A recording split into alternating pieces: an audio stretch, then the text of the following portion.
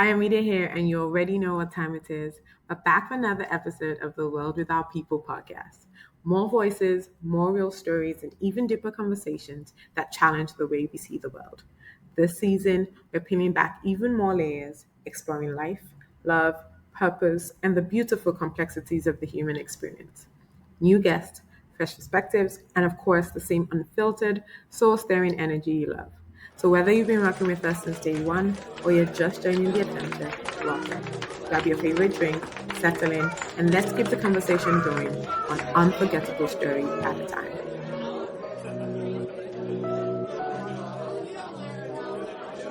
Hello, everyone, and welcome to another episode of The World Without People. My name is Ayomide. I'm excited. I'm always excited, but I'm especially excited because this story is emotional and loving, and I can't wait for you to hear it. I have with me Mr. Dr. Sorry. Dr. Olajide Sobande. Did I say it right? Thank you so much for joining us today. I am so sorry. It's not, please. Doctor, we did not end this degree. And you're even a medical doctor, unlike me, PhD, at least you can hide it. Some people are getting honorary degrees and they want us to be calling them doctor. Yeah, I don't understand. Like, I'm not calling you doctor if you got the honorary degree, just so you know. But medical doctor, you know, in Nigeria for that matter, it's not easy. It's not yams like this. It's not yams. Okay, all right. So, as usual, we always start from the beginning. The interesting thing is I know parts of your story. I don't know all of your story. So a lot of this will be literally you telling me as if it's my, because it is my first time. Okay. And I'm so looking forward to it. All right, so you have to tell me all of it. Parents, siblings, what high school, what primary school, the whole biography. If you were going to write your memoir, what does it start with? I'm already looking at writing one. Yeah? No, you're still young now. Calm down. Although, then again, there's always, a story is not even about the length of life, right? Yeah. So, go ahead. It's a story that, in writing. A living one. So. I love it. Okay. Yeah. If you're writing your living memoir, how does it start? Okay. I think we start somewhere from the backside of Ogere. Where is that? Ogere is in Ogun State. Okay. Ogere Remo. Okay. Yeah, it's one of the towns in Remo in Ogun State. Okay. Yeah, 11 children. 11? 2 wives, of course. Okay. Yeah. But I always say that my mom is the major shareholder. Why? Because you have like 7? She had it. 8 of the 11, yeah. A whole basketball team. Oh, yeah. So Dad was the coach, and she was the technical advisor. Hey everyone, if you're enjoying the podcast, please don't forget to hit the subscribe, like, or share button. Whether you're on Spotify, Apple, Amazon, or YouTube, your support helps us to reach more people. Stay tuned for more amazing conversations, and thank you for being a part of our community. Okay, so off air, we're just talking about the meaning of names, and I did not know the nomenclature of Yoruba names. Let me see, I cannot even say of any other culture. So we have our producer here, and he's Igbo, so I'm going to say that I guess that's the same. Wait, are you Igbo? Yeah, Igbo. Okay. All right. So I agree, but I just meant more like, you know how like everybody's like, oh no, I'm Delta or something. Some people get really what's it called about this thing. But anyway, so we're talking about nomenclature of names, and you're telling me about the what's it called, nomenclature of Yoruba names. So please explain. You were saying Ogun is what? Those who do the iron work, as in like iron smith and all of that. Okay. I did not. Yes, telling me bearing iron. Okay. The drummer or something. Okay. And like I said, my own name. Okay. Sobande. Okay. Literally from the Orisha code thing. Okay. So Osobande, Oshoyinka. But of course, with the modern stuff, we shortened it to Sobande, Shoyinka, and the rest. Yeah. Let me look for other names now. So mine is Oyedele. So you're telling me that my father is right. All this we are royalty that he has been shouting. Yeah. So, but where did the Oye come from? Like, you know how you're saying Ogun is from this and Ogun. So what is that? Is it just implied that we came from royalty, or they chose it? Like, you know what they say about the Yoruba people, that everyone is a prince, right? Yeah. Even for the show and the Ogun and the rest, you could as well be from the royal family. Okay. But of course, back then, everybody was, a small farm, a small town, and all of that. Of course, you always have the Oye and everywhere. Okay. Or Balogun. Balogun, yeah. What is that? Okay, that's... Oh, that's the lead for... No. Okay. Balogun is the war person. The Okay. general, the war... I don't know. Tell me as if you are telling me like Oh. I'm a new person. You're telling me as if I should know. Oh, no, that is our Yoruba Asha Ati Ishe Yoruba now. Hey, me more. Sorry. I'm actually later. Okay, let me see another one. Okupe. Ogungbe. Okupe. Oku. So you had to pronounce that properly. Okupe. Yeah, like, you know, he was like a popular guy. Yeah, Join Okupe. that is from Agbomagbe family in Iperu. That's the next town to mine. Okay. I'm from Ogeri. He's from Iperu. Okay. So it depends on how you are pronouncing it. Because if you use Ijebu intonation to pronounce it, it means something else. Okay. So pronounce it. Okupe. Okupe. It's not Oku. Okay. Oku is dead. Yes. Okay. So say it again. No, I need to learn it because I've been calling her Okupe all my life. No, I don't. Wait. Where's the army? On that one? Oku. Ijebu la mafipe. Okay. When you are speaking Ijebu, it's different. Okay. Oku. Oku. Oku. Okupe. Yeah.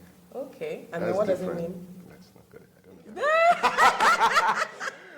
know. Anyways. The thing is that it's just like Okubadejo. Okay. There's so many. Yeah. Well, the root word of that is the Oku part. Yes. I know my mom will spank me for not being able to say this. But I think I forgot what that means actually. No, I love it. No, Yeah. I mean, so clearly there's a whole Ashe and Ishe. Is that what you said? Asha. Asha and Ishe. Ishe. Ishe. Ishe. Yeah. ISHE. I-S-E. Yoruba ti Okay. Johnny. Okay. Ishe. Omayondi. Okay. Ishe. So I mean, Just where like is it? Sobande, Isale. Okay, it's on that. Okay, I know how to Ishe, pronounce it when I Dore, know where the army Dore, is. yeah. Okay, all right. Yoruba lessons here. Sorry, it's not why we're here, but I love it. Okay, all right. So you're in Unilag, and now this is the second act of the memoir. Mm-hmm. Where does life take you, right? What have you discovered in Unilag that brings you into the man that you are now? What would you say? Okay, I think for me, maybe going to Unilag was more like an eye-opener for me. It was an opportunity. You know, you study medicine and all of that, but I think the one thing I like about the Unilag experience is that it teaches you that life is what you make of it, and that you need to build connections. You need to really go all out there. Mm-hmm. And that you possibly, you can do anything and everything. And sometimes when I think of it, I made very vital connections while at the university, you still keep in touch with those people even up to now. And then for me, I think also, and this is something they say about Unilag products, you go to Unilag and before you even leave, you are already aware of what the marketplace looks like. I think that's the appeal for me. Because we used to crack a joke, Recently we were given a news, earlier in the year, that 15 graduates of CWU, that's the College of Medicine, University of Lagos, had marched already as at their graduation. Yeah. It was very interesting. Somebody was making a joke, why somebody in Cardinal or somebody is still thinking of house job or something. Unilag people have already thought out their career plan and everything. It gives you a leverage to really know what the marketplace looks like and how to position yourself. And I think that's something that has done for me. And then also gives you, the commercial sense and everything. There's life beyond the hospital or beyond the clinic. We always have a joke about doctors, S1, S2, no money. Meaning that if you train as a doctor in Nigeria, you practically could, normally when you listen to the heart sounds, they say S1, S2, no momo. Meaning that you listen to it, you can hear the first heart sound and the second, but there's no momo. We now turned it to no money. Meaning that you could be a pauper all your life being a doctor in Nigeria, and it's just, yeah. Yeah. But we told ourselves that no, that was going to be very different from doctors who train at CMU. Okay, so interestingly enough, as most of you know, my mother-in-law is also a doctor who you trained with. Yeah. And then now my dad is the UNILAG president, The alumni president. Oh, yeah. So definitely have all that UNILAG connection, even though I don't think I would have gone to UNILAG. But I just think, again, small world. I always bring it back to the fact that I keep meeting people that are small world. Yeah. And it's funny because she obviously stayed medicine, like she stayed in the hospital because she's obviously done other things. No, she's a public health person. Exactly. She also did public health. The husband is the medical person. I guess medical. But you also bring up a point, because now I have a lot of friends, or well, maybe not a lot of friends. I have one particular friend. Her story is more interesting because she left the US to come back to Nigeria after a first, second, maybe even a third degree, where and like she had done like 2 masters or something like that. Then came here to start medical school again from the beginning. And is now a doctor, and she's now in this position where she's, the strike, the ongoing strike, and all of that, because like you said, no money, right? So I guess for me, you've carved out a different path, and we'll talk about that. But what is the hope and future for this?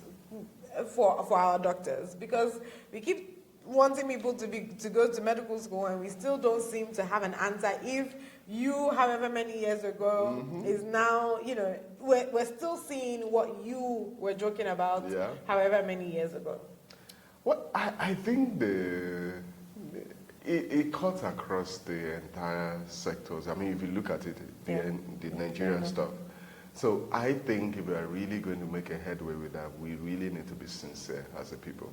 And I really think at the end of the day, it's about demanding for accountability. I mean, a lot of people, okay, let's not go into politics. But what I see is this, is that as a people, as Nigerians, we haven't really demanded for so much from our leaders.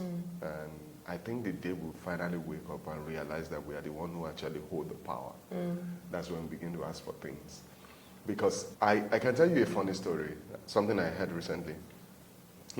Before now, it used to be that a situation where you're struggling to get a residency placement for you to do your specialization, right?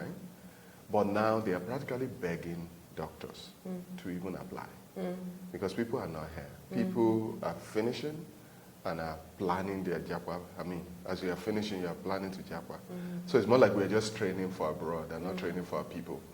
Our hospitals don't have the doctors and the other health workers that we need to actually deliver qualitative health care. So if we are going to get this right, it means that we need to build institutions. We really need to revitalize our institution, really fund healthcare as it should be, and fund education, fund other critical things, instead of all the other things that we're spending money on. And I think that's where there is a whole systemic issue that we need to address. Yeah, no, and I 110% agree. I mean, Dirty December is all nice. We're all going to be partying. Well, some people are going to be partying. I'm going to be working. Okay. But that's neither here nor there. But it's like, I keep thinking about this, right? The roads are bad. If, God forbid, you've fallen sick here, where are you going to go to? Where is the Medivac that can take you to somewhere, really, really good? We shouldn't even be thinking about, we should be thinking about developing the capacity locally. And I tell people that No, when I even mean Medivac, I just mean, let's say you're here in this house now and you need to be transported to, I don't know, Togo State because that has the best hospital or whatever. Where is the Medivac that is coming to get you? So even locally, we don't have that. We don't have ambulances. And I'm sure somebody will say, oh, well, we have 1 or 2. No, I'm saying that the one I and everybody and their mama can call and get to here. Not that I know somebody. Oh, good. There's even an app that has been developed. I'm working with Lagos State government on that. Awesome. Okay, now let's transition now back to what you are doing. No. I mean, what you're doing now, which is that you also did public health. So public health is what I do. Now, yes. But I'm saying Was it in the process of being in medical school that you decided that, okay, public health is where you wanted to land? And did you hear that Trump is saying that public health is no longer a professional degree? And Maybe for those who are, well, it's a question of what you know, people can make pronouncements, but the question is, do they really understand what they're talking about? Fair enough. And public health is not for doctors alone. It's an all-commerce affair because I really it's about the health of populations, right? Yeah. Rather than attending to individual patients. Yeah. And I think for me, it was towards the end of my med school that I really decided that one thing used to happen to me, and eventually it even happened to me, actually. Okay, I used to wonder towards the end of my med school whether I was really cut out to be a doctor. Meaning, every time I walked down the corridor of Lutz and I heard family members wailing because somebody had just passed, I just used to wonder within me that, can I do this? Because I think for me, one thing I realized eventually when I started practicing was that the loss of a patient actually weighs heavily on me, so to say, because I keep replaying whatever has happened over and over and over again, and it's just. But I decided that it's better for me to go to the population, to go to the communities and places where people live, and actually work to ensure that they live healthy lives, that they don't end up sick, such that they would need medical care. Because there's a whole spectrum. We talk about wellness, which is a more embracing or encompassing concept. And so I stumbled on a book. It was published by John Hopkins Bloomberg School of Public Health back then. I mean, treating thousands at a time or something. I don't think I recall the title of the book correctly. And that just shifted my opinion and told me that, okay, I don't need to wait in the clinic and wait for people to come to me. I can go to them in the communities where they live. And that was the reason why I shifted. So I just told myself I was going to do public health. But I didn't get to it right away. Another interesting story. Towards the end of my final year, one day I just saw this poster. KPMG came to school. It was the first time that they would come to the med school.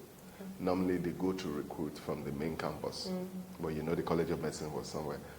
They came to paste it on the board in the med school that they were recruiting graduates. And then I saw it, I was like, oh, interesting. Okay. And then I went away, and then quite a number of us spoke about it. But I told them, I'm not doing it. Then the night before the aptitude exam, I just went for my usual walk in the evening. There's a place we call the field, like where you do prayer walk and another. After I finished, I just told myself, no, I'll go for the aptitude test. And they were like, what changed your mind? I said, no, there's no harm in trying, right? The interesting thing was that I ended up being the only one who passed the exam. Look at God. Like, no, look at God. So you have to talk about that prayer walk. What exactly was the prayer point? What did God reveal to you in that moment? To go and kabash. There's nothing else. Yes. I need to go and find the field to go and kabash. Oh God. Yes, just go and speak in tongues and come back. Okay. Yeah. I mean, I said the story of my life is not complete without talking about my faith. My faith sort of underpins everything, so to say, if you look at it. And so, of course, that's so I got in, and then KPMG said, okay, you need to do your youth service. So that means extra 2 years before I could resume, because, of course, I needed to do housemanship and then do NYSC before. Of course, I completed all of that, and 2010 I came back, and then I showed up at the office. I wrote them a mail that I'm ready. And then they said, okay, come on, let's do the interviews. So I did the interviews and all of that, and then, I got in. So what were you doing for them? Oh, I was a management consultant. Interesting. I did management consulting for like 2 years. Okay. And then I told myself that I needed to go back to my first calling. Okay. So, and when you say you were a management consultant, did they train you as well? Like, so, because again, it's just... I did the entire training. Okay, so they trained you first before you... Yeah. Okay, that's... Because, in fact, the point I was supposed to take ICANN, right? Yeah. Yeah. I worked with MT, on all sort of engagement. That like is a so regular. cool. But I mean, that's the beauty of KPMG Star Yeah. or any of the big four. Yeah. Because at the end of the day, it doesn't matter what you study. It's Yeah. really about your thinking and problem solving. Aptitude. That's the real deal. Awesome. And then you decided to come back to your first love, which was now in this case public health. Yeah. Okay. So I left and then I came back to do residency in public health. Okay. And that's where it gets interesting, really, because Dr. Robert that Yeah. you talked about, your mother-in-law, she was my supervisor back in med school in final year, and then of course I'm coming back to community medicine, Yeah. and she's also there, and she was my supervisor for my thesis for the fellowship program. That's awesome. Yeah. Okay. And the reason this is so exciting to me is because I didn't even start medicine, to be fair, but that was essentially what made me also think about it too, was this idea that you're solving one problem as opposed to solving, hopefully thousands and millions and all of that. And I think for me, I always tell people, if they don't even know what the hell they're doing, go to public health. Like if you don't have any idea what it is you want to do, public health or psychology, I think, is the first place to start, and you'll figure it out, whatever else you want to do, especially if you're already science inclined. If you're not science inclined, okay, maybe then we now need to think about another subject. But anybody who's science inclined, I'm like, public health. If you're not science inclined, I'll say psychology. Because you will figure it out from there.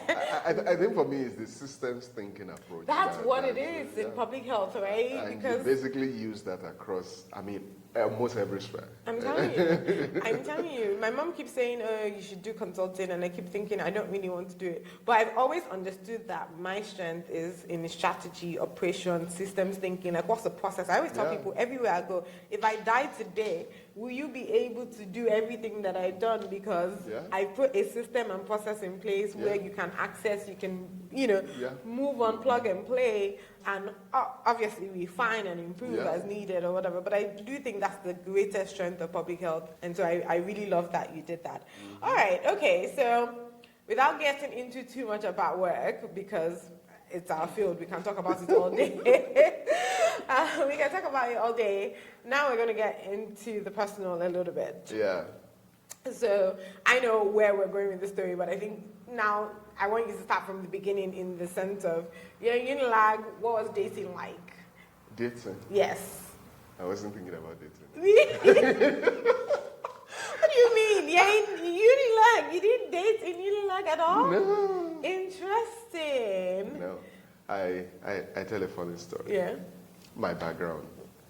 I joined the WhatsApp group of my classmates in secondary school. And then, I'm on the platform and then people are saying stuff. And I'm asking them questions that, okay, was I in that school?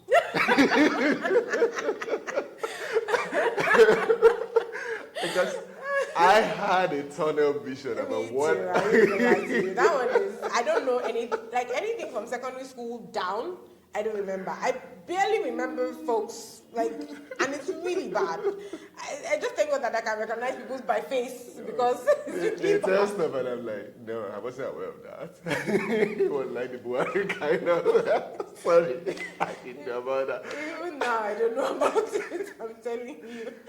So for me, I had a singular goal.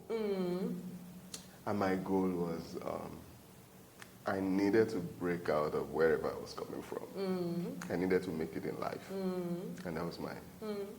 Well, is it that I didn't see any girl, I didn't have any crush? Yeah, certainly not. No, but that wasn't the goal. And I was too busy in school to have other things. I needed to fend myself.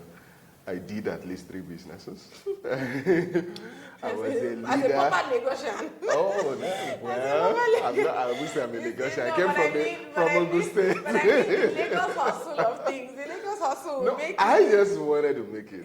I Yeah. think that was my driving force. Yeah. I knew that I needed to make something for myself. And that was my driving force. Yeah. And of course, I was also involved in a lot of other things in university. I was in fellowship all through. I was a leader right from the second year.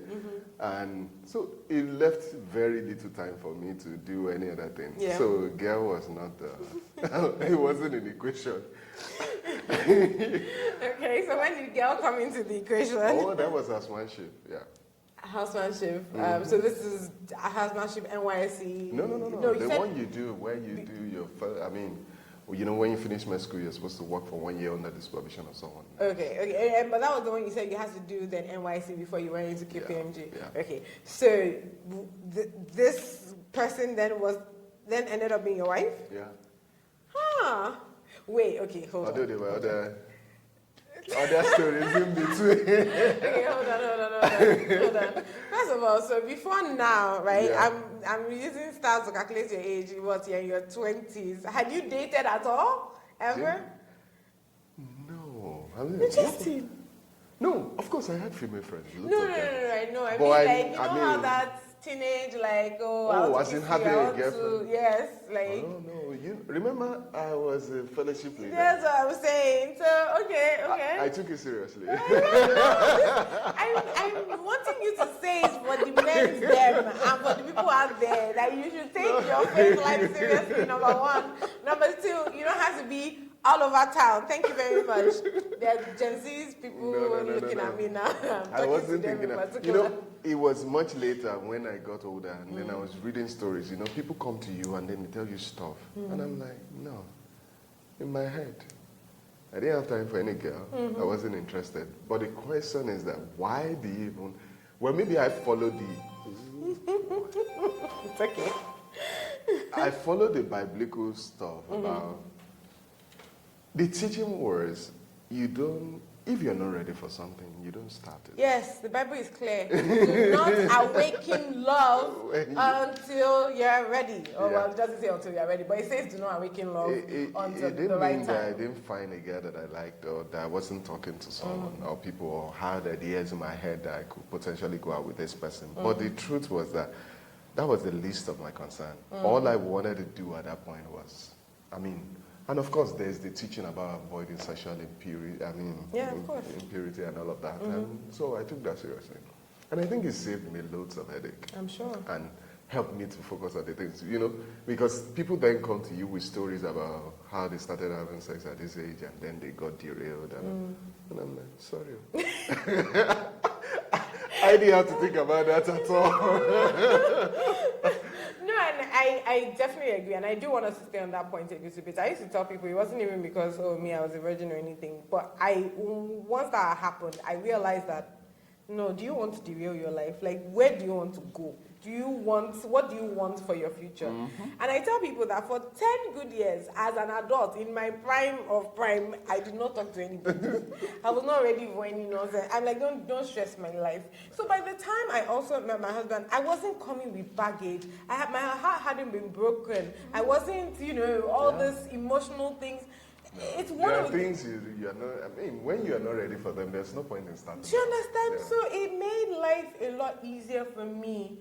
And even though obviously I'm marrying late or whatever, but I was free, if that makes sense. I wasn't complicated, I wasn't sad, I wasn't all of that stuff. And I used to run my youth fellowship back then, and I used to always tell them, it's not because it's not because I particularly feel like God is going to stress you or all of that stuff. But again, your own, wait, like you said, where do you want to go in life? What do you need?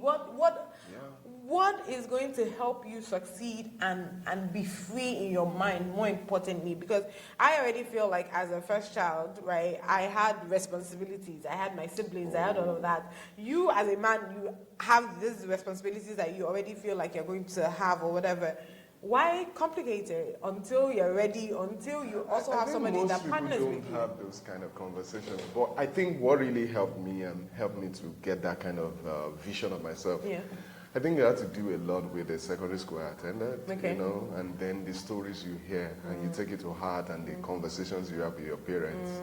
I think they really help because at the end of the day, it just really helped to frame it that you have a whole future ahead of you. And then, they always say something like, I wanted to say something in Yoruba. Yeah, say we'll translate it for the people. I called you Labe I called you Labe Bono. Yeah. Or maybe another thing to say is that if you're going to eat something all your life, Yeah. right? Or why then are you hurrying To eat it now. Yeah. I love that. No, because sometimes, again, this whole idea of marrying late, I'm like, I mean, my husband for the next 60 years of my life. 60 years is a lot of time. Like that's an actual lot of time. Forget it, man. I've only done 30 and I'm just like, oh my God, 40. And I'm like, what's happening? Like, we're already, like, this is a lot of time. Much less another 60 years of life. Like, it's funny. We're celebrating 1 year and I'm screaming and I'm like, oh, so excited. But I'm just like, all of it is, it's still 59 years. In Jesus' name, amen. I've said it, so it's socially, but that's a lot of time. Yeah. But of course, people's experience will be different. And Yeah. I'm glad that my life went that way because I took it to heart and I just told myself that I wanted to be somebody. I needed to escape whatever poverty. No, but you say that and it's funny because I was going to say, like, it didn't sound to me like there was poverty. I mean, in our own ways, obviously, we'll look at it. But you, I mean, again, like you said, you went to Wesley, which I know is a good school. You know, it was a public school. Mayflower was a public school. you were able to pay for 2 jams to be able to, you know, I mean, it's just putting this in perspective. Like, it's so funny. I think what really made it different, like I said, Mayflower in the secondary school, you had people come from all walks of life, come talk to you every Sunday about their journey. And I think for me, at some point during those 6 years that I spent in Mayflower, I just told myself that I needed to become someone important and valuable and do something meaningful in my life. So if I'm going to be able to do that, I needed to get a good education, be in a good place to really be able to. I like that. We do not have that in my school. Home science. Get it together. Every Sunday. Yeah, no, because I mean, a lot of what I find, and I'm always talking to people about this, it was what made me start a mentoring program in my church. Because really, what people don't realize is that whole idea of being able to tell somebody, this is what I went through. I don't want that for you. Like I always would say with the kids, I was one of the few people who would be like, I don't want this for you. I'm not saying there's anything. I don't want this for you. It's so important to be able to share that story, be vulnerable enough, be what, you know, and to your point, especially about education, because we say it all the time, even in America, if all the people you are seeing are white, who are doing so, and so, how are you ever going to think that you can do it? So sometimes when people are shouting, oh, why are we always promoting black people? It's like, I need somebody that is my color. And it's not because of color, it's just because of the idea. You're kind. It's just, it is what it is. To be able to see that, right? Because if I'm not blue-eyed, and light skin and all of that, I may not be able to see myself.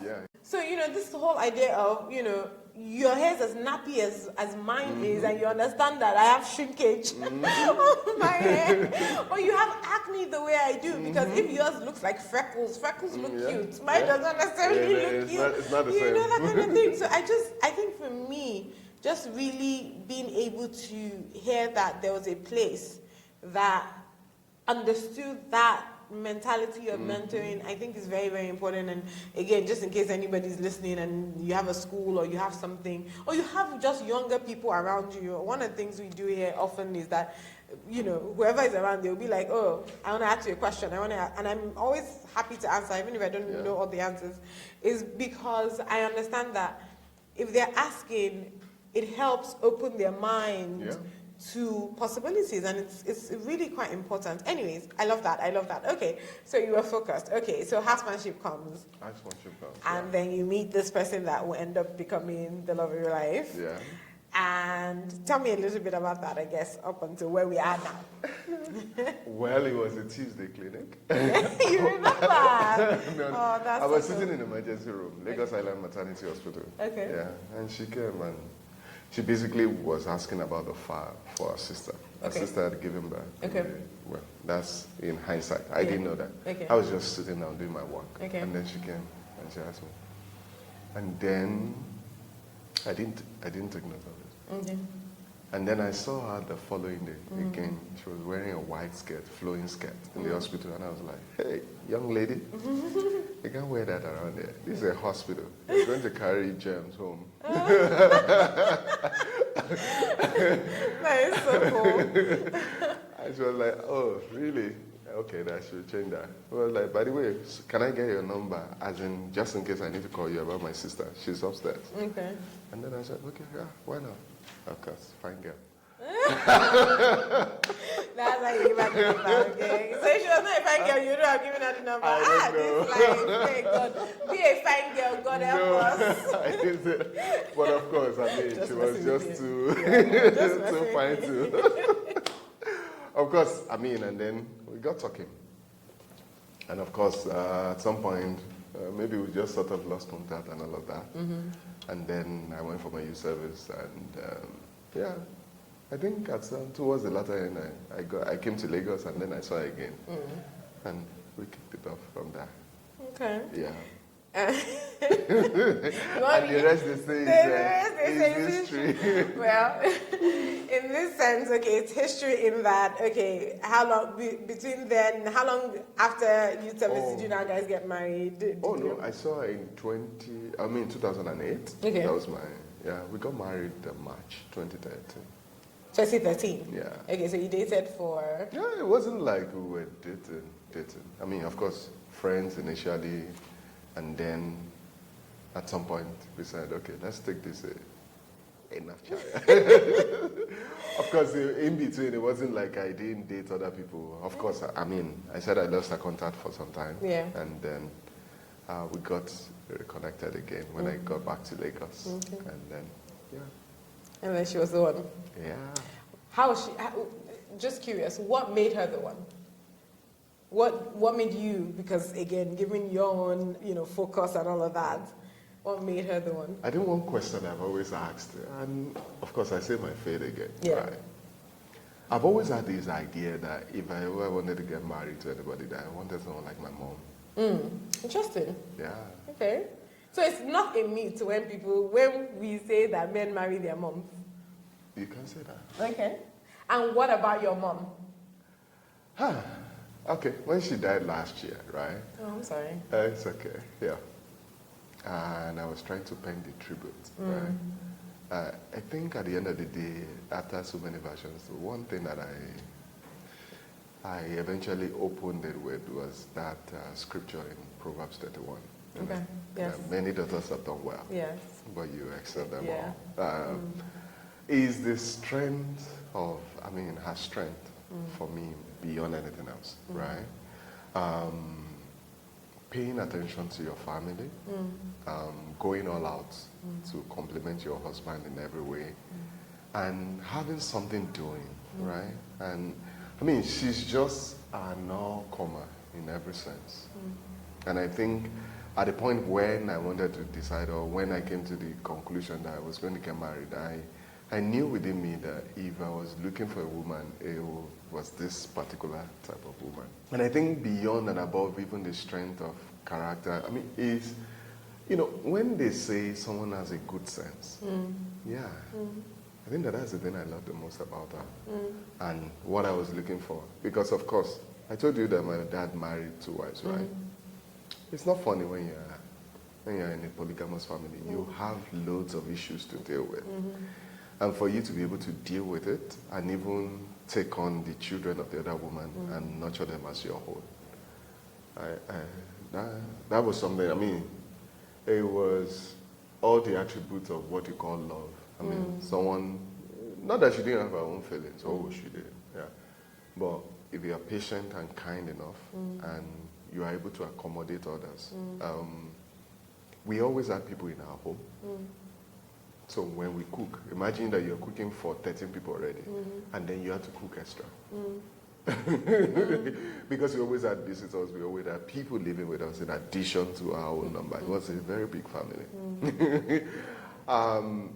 I think for somebody to be able to shoulder all that responsibility and not shake and not move, that for me, that was a huge inspiration for me. Yeah. So when I met Olajide, it was easy to see that kind of drive and passion in her. Well-behaved, from a good home. I mean, you know, the usual stuff, when they say omoluabi. Yes, Yeah. Yeah. I think that was the attraction for me about Good her. character. Yes, a great character. Yeah. And of course, it's pretty. Yeah. Pretty is essential. Please let nobody tell you that chemistry is important. Okay. Oh, it's important. Yeah. Okay. And so you get married. Yeah. And Oh, we had plans. yes. I'm trying not just to say I don't want to tell people ahead of time. Oh, okay. but okay, so like you said, we had plans. So Yeah. just three kids. you had plans of 3 kids, and that was that. Yes. And as God will have it. It eventually happened. It eventually happened. But with a mixed bag. Yes, with a mixed bag. Okay, so it took you how long before you guys did have these 3 kids? Oh, 10 years. 10 years. So you were married for 10 years before you got pregnant. Well, let's say 9. Okay, 9 9 years. plus, Yeah, okay, okay, and then I guess by the 10th year they were born. Yeah. And with that, because I know you had mentioned that there was this issue of trying to get pregnant. Yeah. What was that like, right? What was that for your faith? What was that for? Because I've heard this from a female's perspective. I've not heard it from a male's perspective. Because, now you're here, you're a doctor, so you already know all what could this be physically, mentally, all of that stuff. So When you cancel others, right? Yeah. It's different from being. I know. Isn't that right? It can be dissociated from the issue. yeah. You are not the one experiencing it. Yeah. But I'll tell you that's not something I would wish on my worst enemy. It was a hard journey, and it wasn't funny, and especially from colleagues and people who ask you stupid questions. Like, Someone saying, "Why don't you have children?" And I'm like, "Duh, I'm in Nigeria and I'm here. Oh, you think I just chose not to have children?" I mean, how sensitive are you, really? And then someone saying, you don't want to recall those things. But they were not funny. You get married, nothing is wrong with both of you. And you just think that normally, you should get your wife should get pregnant, and then it's not happening, and then the first year, and like, calm down, nothing. You should do. We say after 1 year, right? Yeah. And the second year goes by, and then you start saying, there's this problem here, and then this problem here, and then you have to go for this procedure here. Mentally draining, financially draining, everywhere. And then I come up from a big house, right? 11 children. All my siblings have children. Christmas, we spend it at home every year. You go home, there are children everywhere. You're the only one without a child. It's not funny. Oh, yeah, they were days. And it's just, it wasn't funny. But, we got through it. I think at some point we had a series of procedures, IVF, whatnot. We did all sorts. Spent money. I think at some point I got disillusioned, and I just told myself I wasn't going to do this anymore. And I just told her that, okay, I think let's just go adopt a child and forget all of this. Yeah. And we did go through that, actually. We applied to Lagos State. We went through the adoption process. We were qualified. We got to the point of picking a child. And then we realized I was another kettle of fish entirely. Really? Oh, yeah.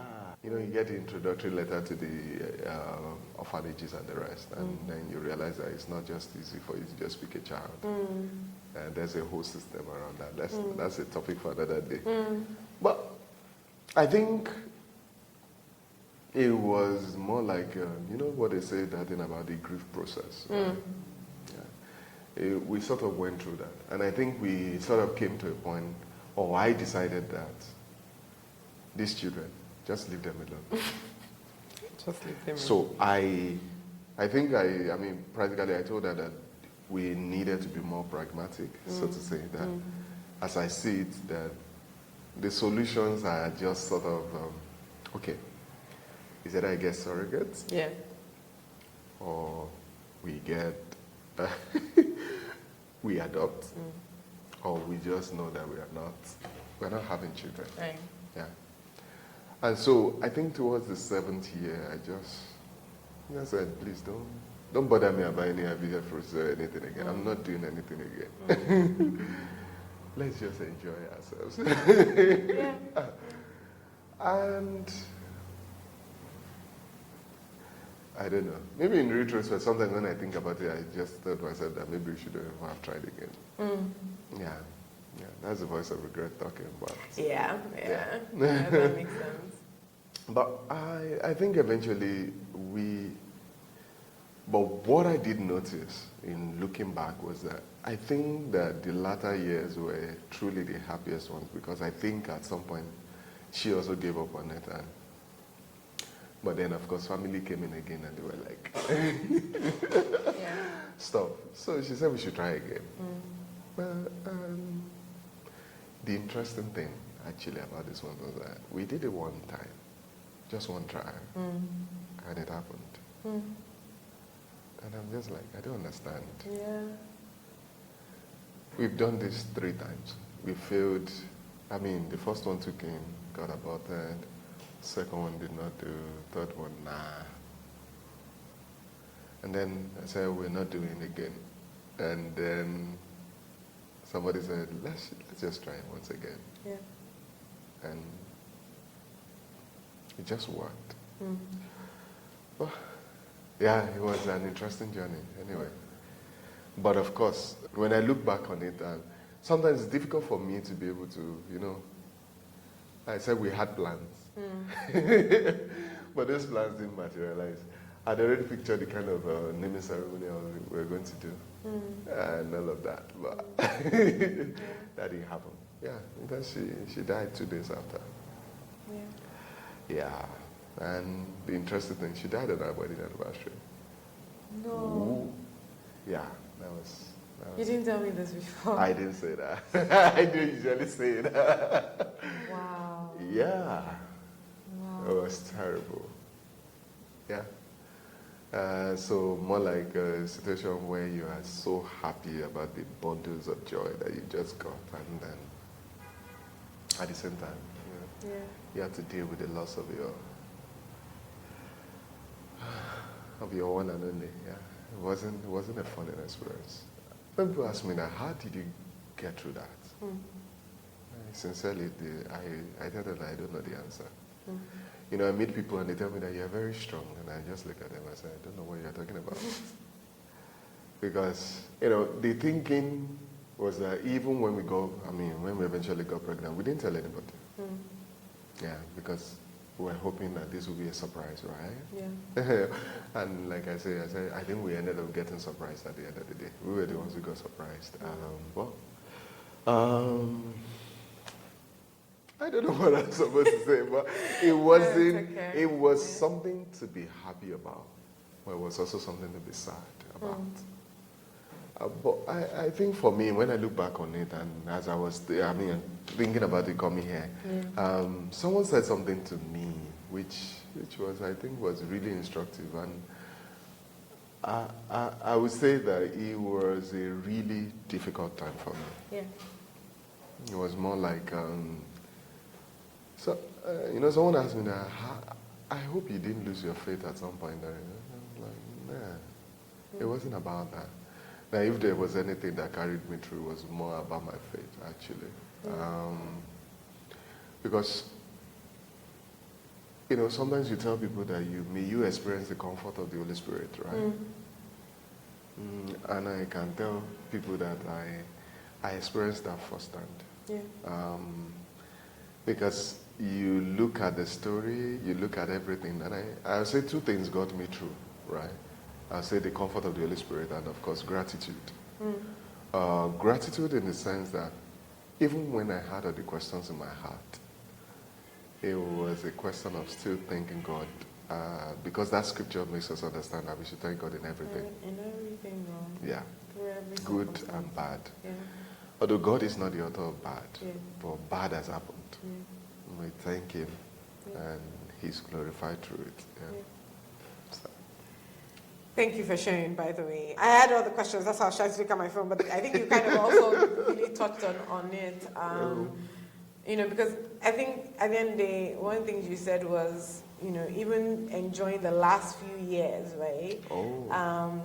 I think it's also important because sometimes, you know, that idea of somebody just told you, oh, why not try again? And you did try again and it worked this time. So again, if one had known, maybe you don't try all those times and it was at this point, you know. in fact, I have a theory that the reason why it worked was because we were both in a very good place. Yeah, exactly. It's always funny to me because, you know, if you marry today and the man dies tomorrow, then what is the whole you killed yourself just to get married? And it happens, I've heard like stories of this, right, where, you know, you got married and months later or something like that, accident or sickness or something like that, and that happens. And I think for me, it's always so interesting that God, like, you know that this person waited. It's not like, especially in seasons of wait. I think it's different if I was 21 and that happened and then you know.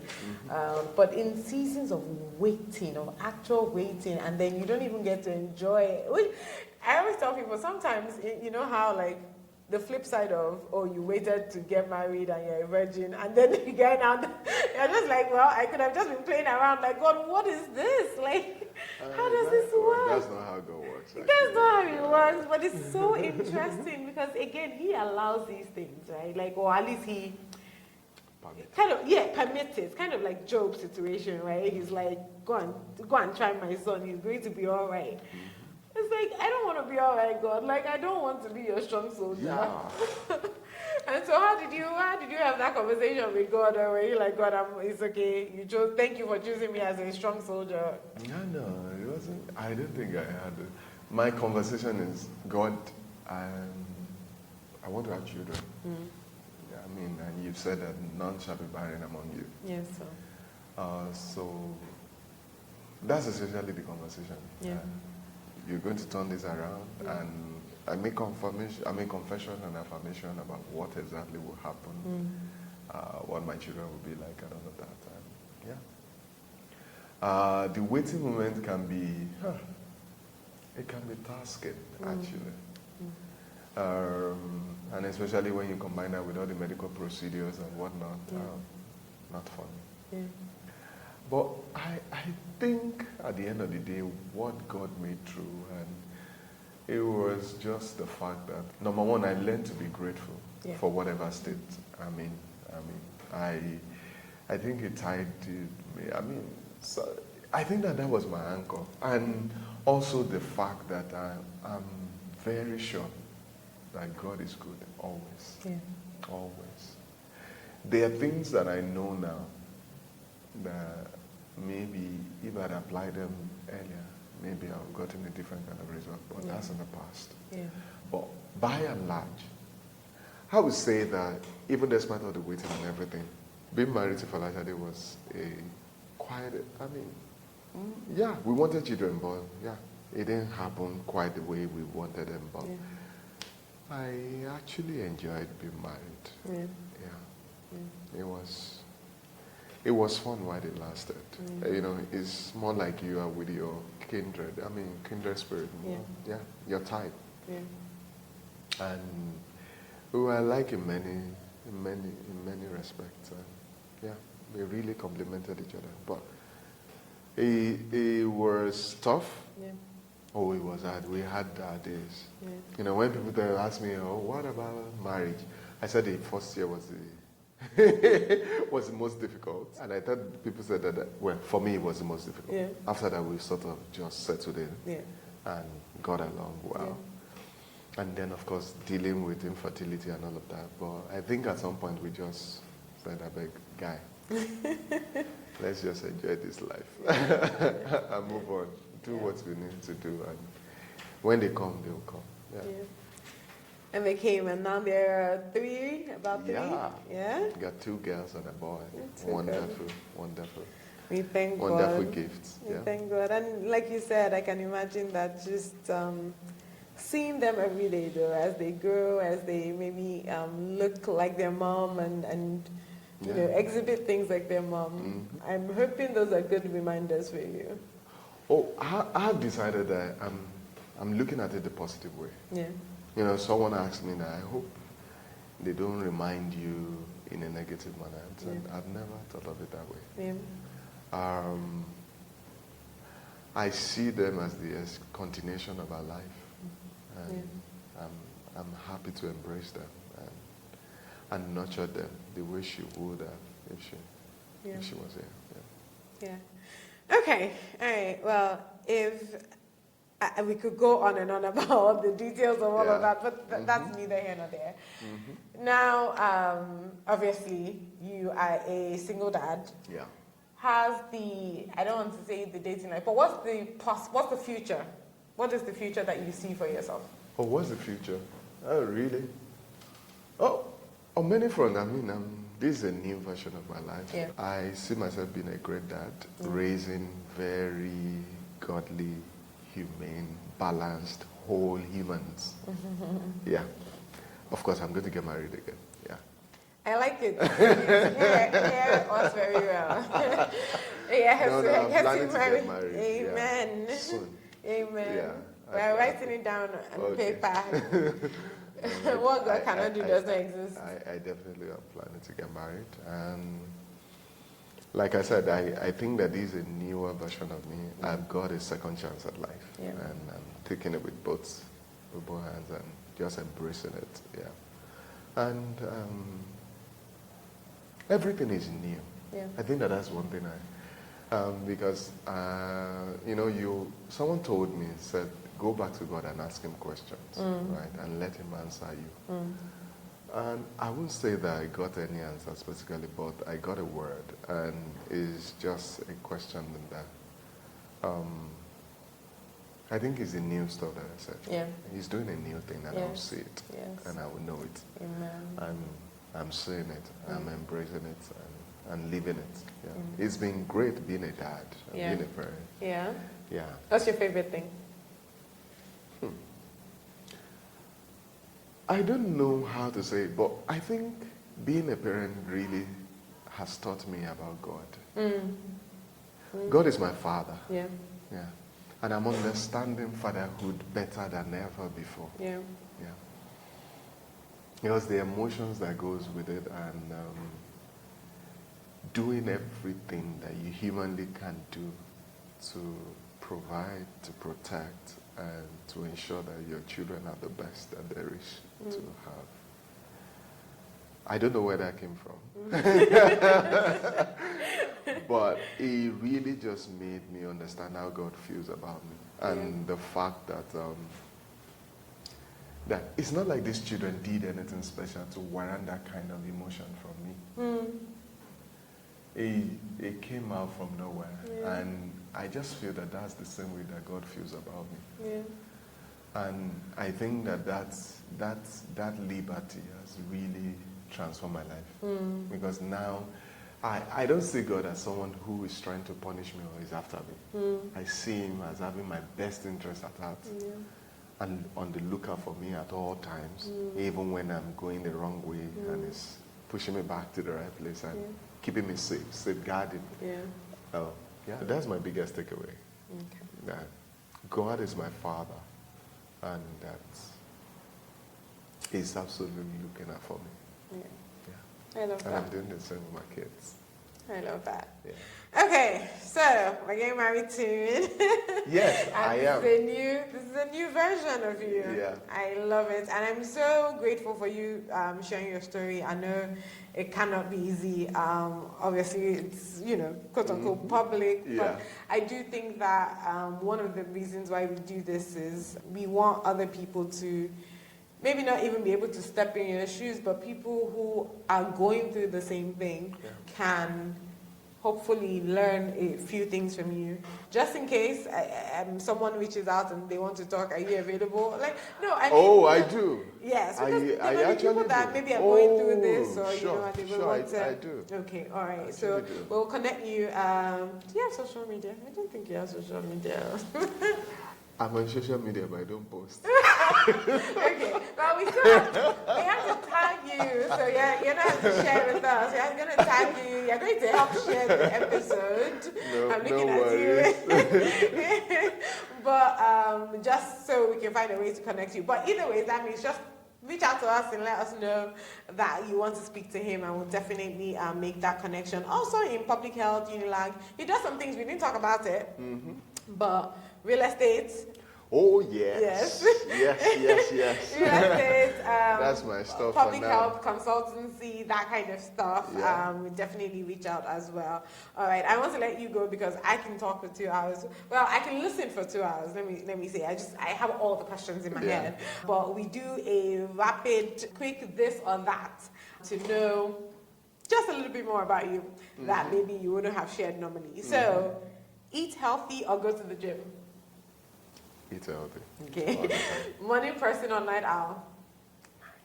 Really? Yeah. Interestingly, I thought you were going to say morning, though. Nah, not okay. a morning person. Okay. Team invest your money or team save for the rainy day? Invest. Ah, okay. Always. Sweet or salty? Sweet or salty? Always sweet. Always sweet? Interesting. This one I already know the answer to. Jackpot or stay in Nigeria? Yeah, I'm Team Nigeria. I already knew the answer to that one. 9 to 5 employee versus be your own boss. Oh, being your own boss. Yeah? Yeah. I love it. Okay. Yeah, sure. That's a few rapid questions. You do get to ask me one question, so I hope you thought about it. Everybody always pauses and is like, what question? I think I've asked you this question before, right? What is it? Why did you come back to Nigeria? I said, coming from the same person who says he wants to stay in Nigeria. No, I mean, for people of your background that I've met, quite a number of them, they don't want to come back. Yeah. I don't know. I mean, I've said this story over and over again. It was God through my father. That's what I'll just say. I think I grew up, you know how you're saying you had a vision for your life. I grew up with visions of accomplishing so much here.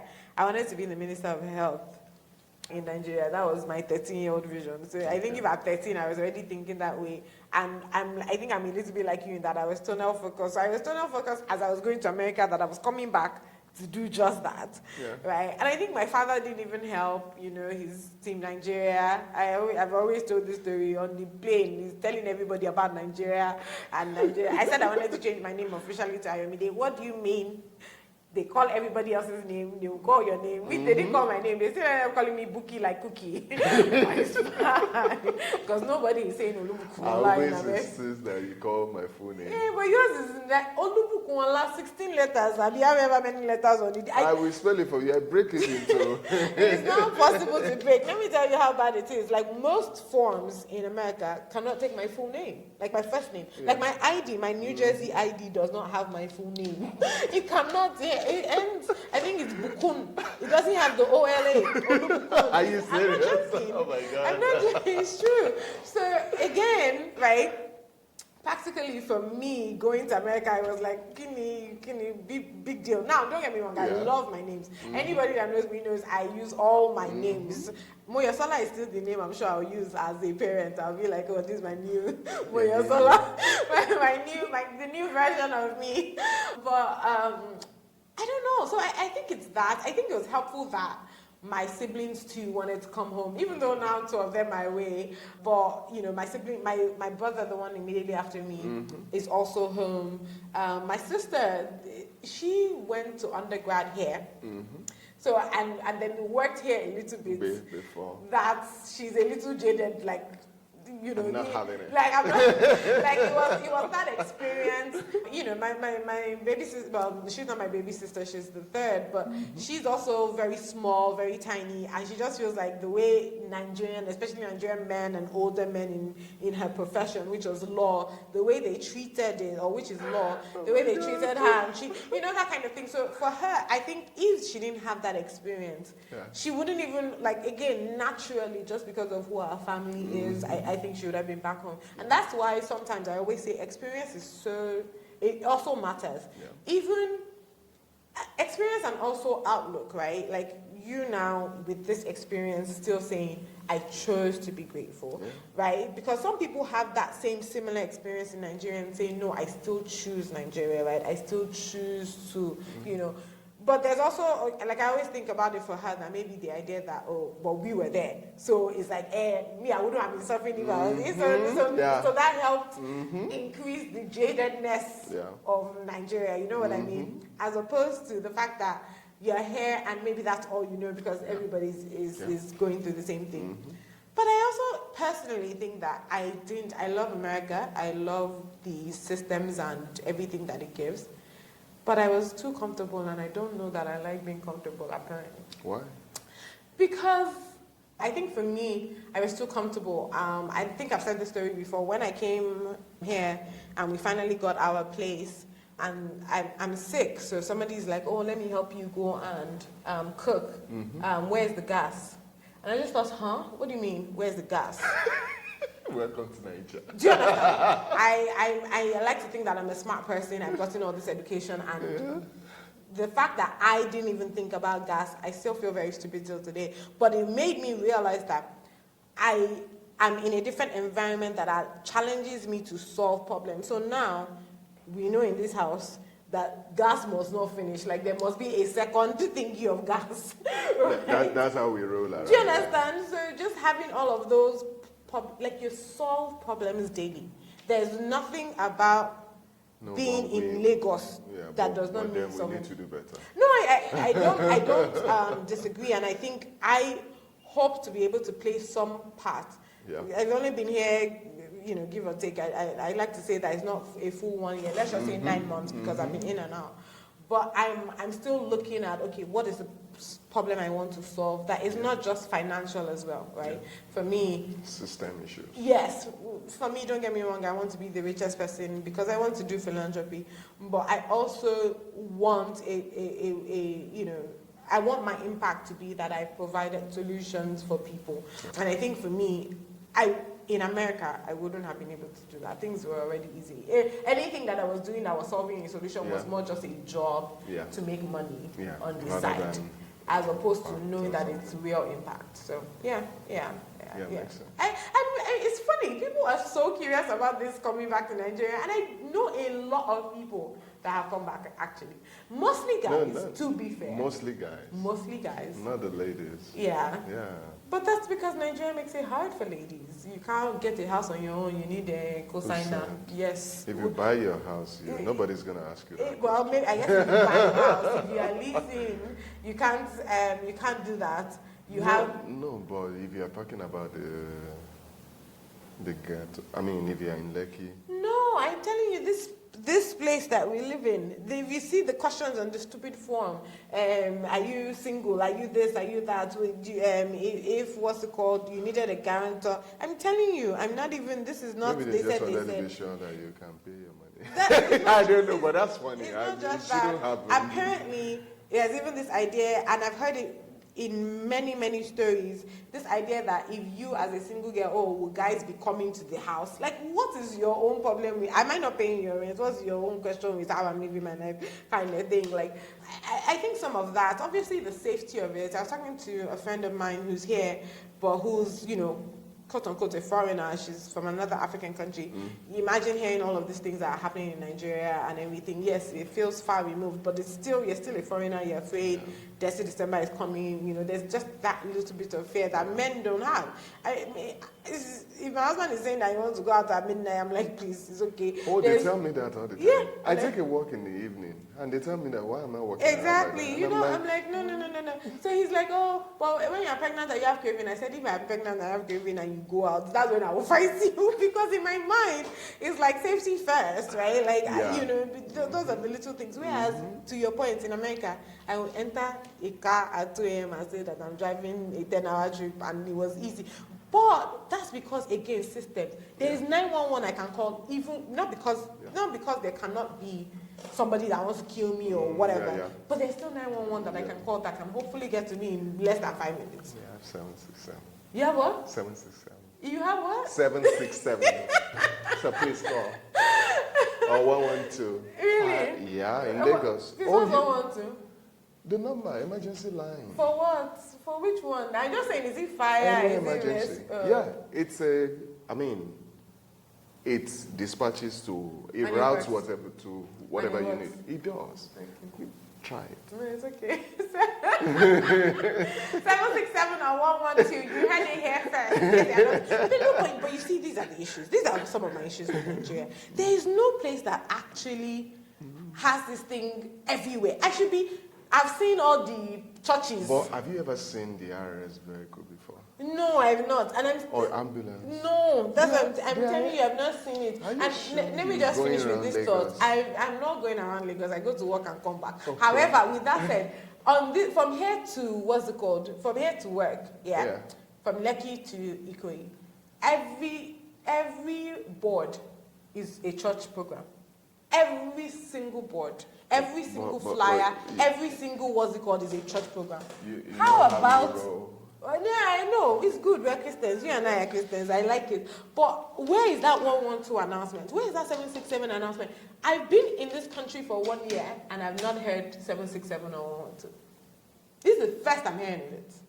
Anybody I talk to about this same conversation, this is the first time. And you're saying it because you are in the industry. So it's a little bit different. And that's my point. So I think what we need to do better is about communicating it.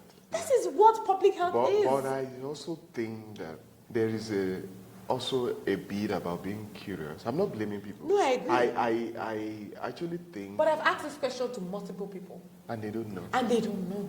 Yeah, which was quite interesting to me because there was a story that was about a guy who died. Are we recording this? Yes. Oh, Lord. Okay, about the guy, I think Bumper or something, that guy who had a bike accident around here. He was riding his bike home and he got hit by another SUV, one lady like that. And they said they waited 1 hour before they could get into the hospital. And I was thinking to myself that, why didn't they dial the number? Because you have ambulance points along this entire corridor. I've never seen it. Ambulance point. You've never seen Lagos State. I have never seen it, and I go out. The last bus. I'm telling you. They are the specific locations. They are not in. If they are there, they are not. On this Lekki Expressway, they are functional. I'm serious. Olajide, I've been here for 1 year since last year October. My mom lives in Osakpa, Lekki there, so I've gone that way a few times. It's not as if I said 3 times, like once a week, right?